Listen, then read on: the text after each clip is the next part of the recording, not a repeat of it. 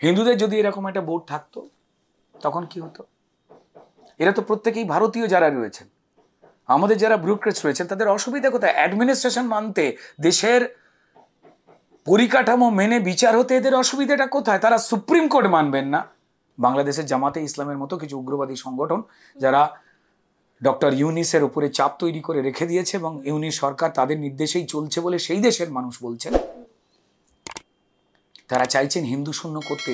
তাই চিন্ময় কৃষ্ণ প্রভুকে মিথ্যে ধারায় ফাঁসিয়ে জেল খাটাবার চেষ্টা হচ্ছে। ভারতবর্ষ, আবার বলছি, সেটা ইন্দিরা গান্ধী হোক বা নরেন্দ্র মোদী হোক, তারা বাংলাদেশকে বাঁচিয়ে রাখতে চেয়েছে। কিন্তু যদি বাংলাদেশের মানুষ ভারতেরই খাবার খেয়ে ঢেকুর তুলে পেট খালি হয়ে গেলেই ভারতবর্ষকে আবার গালাগাল দেয়, এটা অত্যন্ত দুর্ভাগ্যজনক। ভারতবর্ষের সঙ্গে যারই খেলা থাকুক না কেন, ভারতবর্ষ হেরে গেলে তারা আনন্দে লাফায়। This is painful.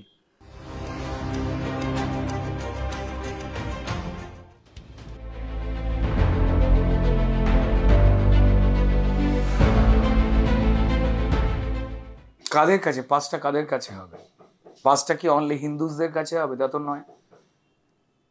এই তো দেখতেই পাচ্ছেন এতগুলো রাজনৈতিক দল যারা মুসলিমদের পরিষ্কার এটা হবে সেটা হবে বলে অশিক্ষায় রেখে দিয়েছে, তারাই তো চেঁচামেচি করছে। এই চেঁচামেচির জন্য জায়গাটা তো আমরা রেখে দিয়েছি। আমরা তো কখনো বলিনি যে আমরাই পাস করিয়ে দেবো, পুরোটাই ফেলেছি। তো আলোচনা হচ্ছে, তো মানুষ জানতেন ওয়াকফ সম্পর্কে। হিন্দুদের যদি এরকম একটা বোর্ড থাকতো তখন কি হতো? এরা তো প্রত্যেকেই ভারতীয় যারা রয়েছেন, আমাদের যারা ব্যুরোক্রেটস রয়েছেন তাদের অসুবিধা কোথায়? অ্যাডমিনিস্ট্রেশন মানতে, দেশের পরিকাঠামো মেনে বিচার হতে এদের অসুবিধাটা কোথায়? তারা সুপ্রিম কোর্ট মানবেন না, তারা কোরআন তুলে বলবেন এটা। যদি তাই হয় তাহলে 56টা দেশ তো তিনি যান না, যে কোনো ইসলামিক কান্ট্রিতে চলে যান কোরআন হাতে নিয়ে, এটাই পাসপোর্ট। কোনো মুসলিম দেশ তো অ্যালাউ করছে না।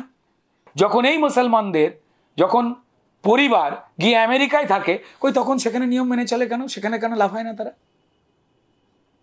কি মিষ্টি না? তাহলে আপনি এটা মানেন যে পরিষ্কার যা লেখা রয়েছে মুসলমানদের ধর্মগ্রন্থে, পৃথিবী চ্যাপ্টার, আপনি বিশ্বাস করেন? আপনারা বিশ্বাস করেন? তারা মানেন পৃথিবী চ্যাপ্টার গোল নয়? মুশকিলটা হয়ে গেল, দেখুন হিন্দু ধর্ম বারবার, কিন্তু হিন্দু বেসিক্যালি কোনো সম্প্রদায় নয়। সনাতন বা হিন্দু একটা লাইফস্টাইল। আমাদের এখানে মন্দিরে আমি যদি নাও যাই তাহলেও আমি হিন্দু, আমি যদি ঠাকুর দেবতা প্রণাম নাও করি তাহলেও আমি হিন্দু। তারা ওই একটা বইয়ের মধ্যেই আটকে রয়েছেন, তার বাইরে বেরোচ্ছেন না। সেই বইটা সেই সময়ের যে সমাজ ব্যবস্থা, সেই সময়ের যে নিয়ম কানুন বা মানসিক স্থিরতা, সেই অনুযায়ী মানুষকে কন্ট্রোল করতে লেখা হয়েছিল। আজকে সমাজ পাল্টে গেছে। আমাদের প্রচুর হিন্দু ধর্মের ক্ষেত্রে প্রচুর নিয়ম ছিল, সেটা সময়ের সঙ্গে সঙ্গে পরিবর্তিত হয়েছে। তারা ধর্মাচরণ করুক না। আমরা কখনো বলি না যে আমরা যেটাকে উপাসনা করি সেটা ছাড়া আর কিচ্ছু নেই। আমরা বলি আমাদেরটা আমাদের মতো, তোমাদেরটা তোমাদের মতো। তারা বলেন যে লা ইলাহা ইল্লাল্লাহ মুহাম্মদ রাসূলুল্লাহ, অর্থাৎ ঈশ্বরের উপাসক আল্লাহই একমাত্র শেষ, এবং তার পয়গম্বর মুহাম্মদ ছাড়া আর কোনো রসুল নেই। আর যারা এটাতে বিশ্বাস করেন তারা কাফের, কাফেরদের নাকি হত্যা করো, মূর্তি পূজা পাপ, ভেঙে দাও। এটা কি? এটারও তো পরিবর্তন হওয়া দরকার। যারা শিক্ষিত সচেতন মুসলমানরা রয়েছেন তারা এটার বাইরে বেরিয়ে এসেছেন।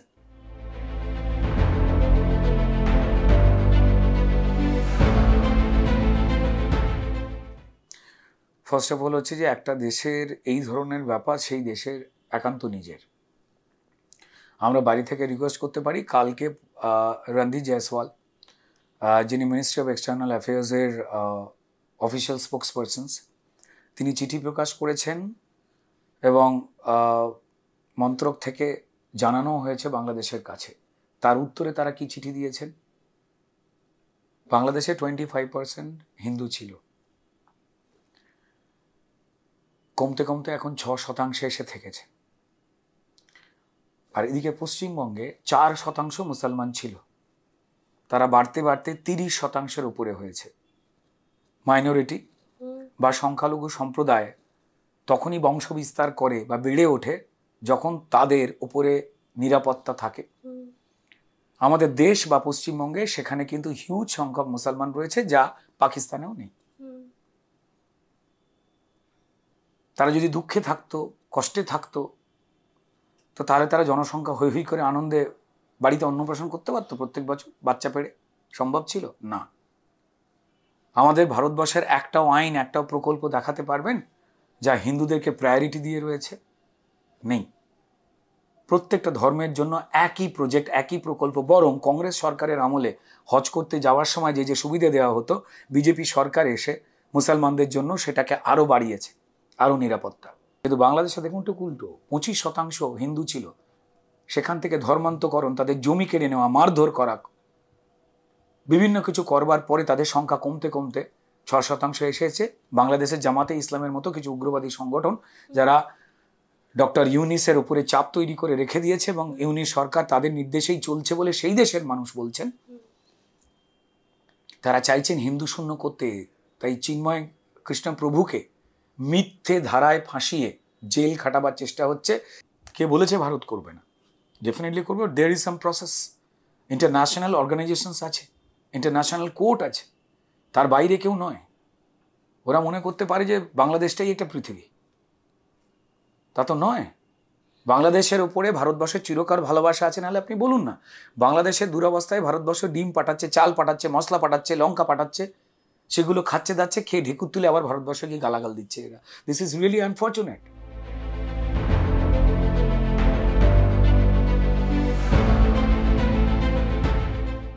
না, একদমই নয়। বাংলাদেশকে প্রয়োজন হয়নি। 5টা সেরা ইকোনমির মধ্যে ভারতবর্ষ এমনি পৌঁছে গেছে, কাটসি বাংলাদেশ নয়। আমরা অন্যের বাড়িতে আগুন লাগলো দেখে নিজেরা আমরা আনন্দ পাই না। ভারতবর্ষে যে সরকারই থাকুক না কেন, সেটা ইন্দিরা গান্ধী থাকুক প্রধানমন্ত্রী হিসাবে বা আজকে নরেন্দ্র মোদী, যদি খুব ভালো করে দেখেন এই বাংলাদেশের ঘটনায় কিন্তু সেই রাহুল গান্ধী পরিষ্কার সমর্থন করেছেন ভারতবর্ষের স্ট্যান্ডকে, নরেন্দ্র মোদী প্রধানমন্ত্রীত্বে চলা সরকারের স্ট্যান্ডকে। চিরকালই কিন্তু বাংলাদেশের বিপদে ভারতবর্ষ দাঁড়িয়েছে এবং বাংলাদেশ সেই সুবিধে নিয়ে আবার গালাগাল দিয়েছে ভারতবর্ষকে। এবং তাদের রাগটাই হচ্ছে এই জামাতে টাইপের বেশ কিছু উগ্রবাদী সংগঠন, ভারতবর্ষ কেন হিন্দু মেজরিটি দেশ তাই সে খারাপ, এই কথাটা বলে সে গালাগালটা দেয়, হুইচ ইজ আনফর্চুনেট। আমাদের কষ্ট লাগে। আমরা বাংলাদেশকে ভালোবাসি, চাই। বাংলাদেশে এখন ডিমের দাম হয়ে গেছে 120 টাকা জোড়া, 120 টাকা জোড়া। শেখ হাসিনা গভর্নমেন্ট যখন ছিল তখন ওই দেশেরই মুসলমান গরিব মানুষেরা, মধ্যবিত্তরা বলছে আমরা জিনিসপত্র তাও কিনে খেতে পারতাম। তখন লোকে বলতো যে কালোবাজারিদের হাসিনা হেল্প করে টাকা কামায়, তাই জিনিসপত্রের দাম বেশি। আর আজকে অনেস্ট অন্তর্বর্তী সরকার এসছে, যিনি মোহাম্মদ ইউনিস, তিনি এসেই তার এগেনস্টে চলা 300টা কেস তিনি সবার আগে উড়িয়ে দিয়েছেন। কি ইন্টারেস্টিং না?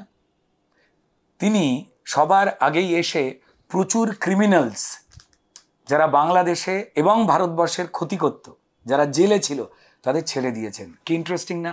শুধু আমি বলছি না, বাংলাদেশের সুবুদ্ধি সম্পন্ন যারা হিন্দু মুসলমান রয়েছে প্রত্যেকেই সোশ্যাল মিডিয়া এই কথাগুলো বলছেন। তো জানি না, আবার বলছি, বাংলাদেশের হিন্দু মুসলমান সব মানুষ যাতে ভালোভাবে থাকে, এটা আমরা চাই। ভারতবর্ষ, আবার বলছি, সেটা ইন্দিরা গান্ধী হোক বা নরেন্দ্র মোদী হোক, তারা বাংলাদেশকে বাঁচিয়ে রাখতে চেয়েছে। কিন্তু যদি বাংলাদেশের মানুষ ভারতেরই খাবার খেয়ে ঢেকুর তুলে পেট খালি হয়ে গেলেই ভারতবর্ষকে আবার গালাগাল দেয়, এটা অত্যন্ত দুর্ভাগ্যজনক। ভারতবর্ষের সঙ্গে যারই খেলা থাকুক না কেন, ভারতবর্ষ হেরে গেলে তারা আনন্দে লাফায়। This is painful. অথচ তারা এপার বাংলা ওপার বাংলা নিয়ে অনেক কথা বলে। আমাদের মধ্যে মিল আছে, আমাদের প্রচুর লেখক, কবি, আর্টিস্ট বন্ধু ওপারে রয়েছে। তারা আমরা এক, তারাও চাই অশান্তি থেমে যাক। তারাই সবার আগে পোস্ট করেছিল যে কোটা আন্দোলনের নামে যে খেলাটা বাংলাদেশে শুরু হয়েছে, সেখানে হঠাৎ এটার সঙ্গে হিন্দুদের সম্পর্ককে, কেন এই আন্দোলনের মাঝখানে হিন্দুদের মারা শুরু হলো ওইখান থেকে। আমরা দেখেছি বর্ডারে লক্ষ লক্ষ হিন্দু এসে চোখের জল ফেলছে। নর্থ বেঙ্গলের কুচবিহার লাগোয়া, জলপাইগুড়ি লাগোয়া বর্ডারগুলোতে তারা দাঁড়িয়ে রয়েছে, ঢুকতে পারছে না। তো ভারতবর্ষের চেষ্টা সারাক্ষণই ছিল ওই দেশের হিন্দু মুসলমান সবাইকে ভালো রেখে দিয়ে যতটুকু সাহায্য করতে চায় করা।